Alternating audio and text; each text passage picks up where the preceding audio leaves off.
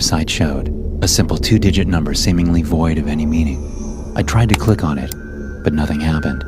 It just remained, unchanging, but somehow insidious. I couldn't explain the eerie feeling that arose within me as I stared at the plain, black background and the red number. For a reason I couldn't grasp, I was afraid. I decided then and there that my dark web browsing session had come to an end. My eyes had turned heavy, and daylight was once again about to peek up from the horizon. In the uncomfortable early morning silence, I made myself a promise to get my nightly routine under control. No more hidden websites, no more pointless nighttime adventures online. As my head hit the pillow, the memory of the strange number quickly subsided, and I drifted off to an uneasy sleep. Once I awoke, the sun already hung high up in the sky, but what truly disturbed my weary eyes was a light emitting from my phone. It had inexplicably turned on by itself, and it displayed a wave of fear and confusion rocking through my body. All it showed was a black background with a red number. 9. I immediately recognized the layout from my previous browsing session, and just as before, it awoke an unnatural feeling of dread.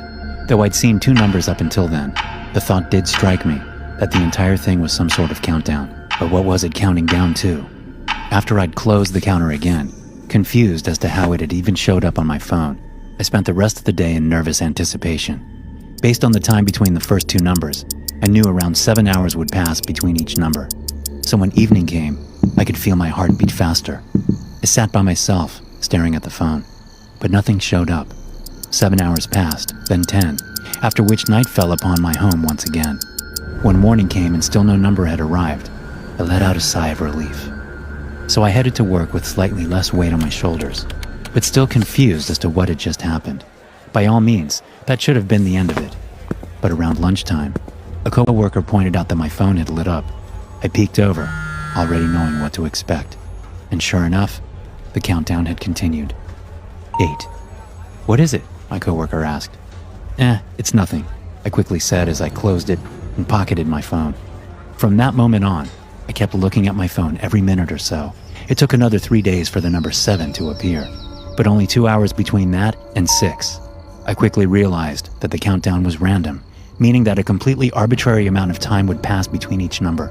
I had no way of predicting when and what would happen once the timer finally hit 0, but it terrified me beyond what could be considered reasonable.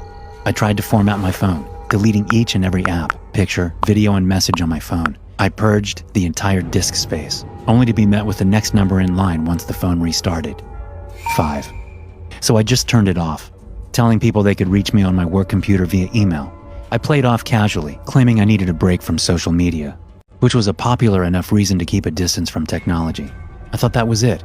I felt like I'd defeated time itself. A stupid, childish thought.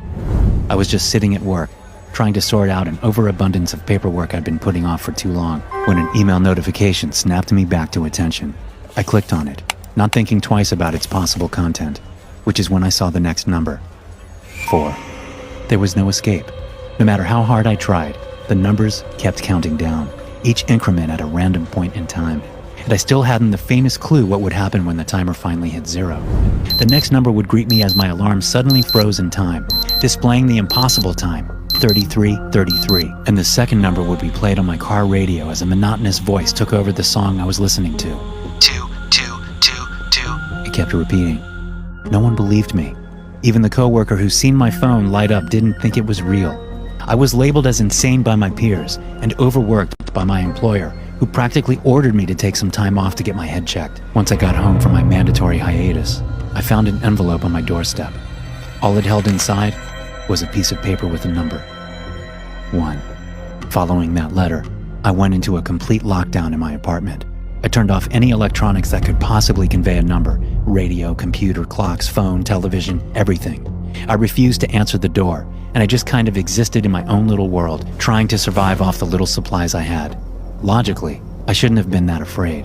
There hadn't been any sort of implications that something bad would happen once time ran out. It was more of an instinctive feeling of impending doom that no rationality could destroy. A week passed, and I didn't receive a number. I'd all but ran out of food and desperately needed new supplies.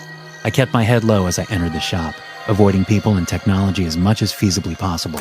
Once I went to the counter, I realized I only had a credit card. I put it onto the card reader, which emitted a strange sequence of beeps telling me the card had been rejected. I peeked up at the reader, which only showed an error message.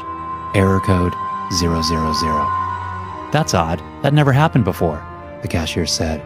As I lay eyes upon the number, which clearly marked the end of the countdown, I left the groceries there and just walked through town, horrified and worried as to what was about to come.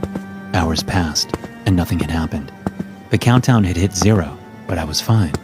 Once my nerves had calmed down ever so slightly, fear turned to curiosity.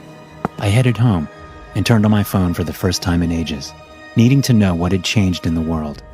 Once it had booted up, I was assaulted by hundreds of messages and email I'd neglected during my blackout, but the most recent ones all came from my sister. "Nick, pick up your fucking phone," the first one read.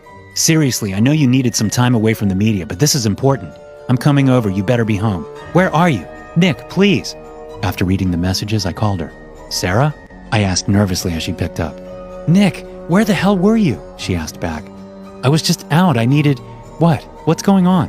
"Dad's dead, Nick. He died right in front of me," she said as her voice cracked. She was crying. "What happened?" was all I could think to ask. "I don't know. Doesn't make any sense. One minute he was just fine, but then..." She trailed off. "Then what?" "It was like all his bones just broke. He couldn't even scream. He just collapsed to the ground and died. I don't understand. I don't," she said. I tried to comfort her the best I could, but while she was left confused, I knew at least partially what had happened. I never did tell her about the numbers, though. She wouldn't have believed it. After that phone call, I felt almost relieved. While I was devastated by the loss, at least the ordeal was over. The fear was gone. I poured myself a glass of whiskey and sat down to just cry. Then my phone lit up again, causing me to drop my glass onto the floor in shock, because on my phone, I read a single 2-digit number.